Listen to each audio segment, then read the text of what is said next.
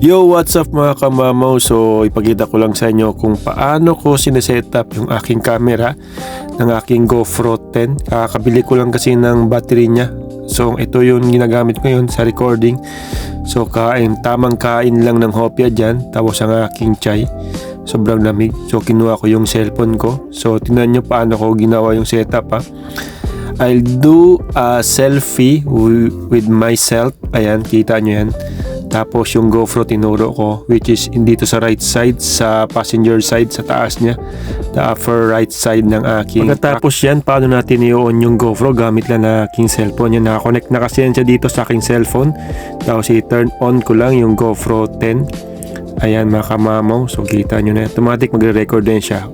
Ito na yung sample ng ating video na kinuha ng GoPro 10 natin. Ayan, naka-on yung cellphone habang nag-chat tayo, habang naghintay tayong pangarga. So ayan lang mga kamamaw.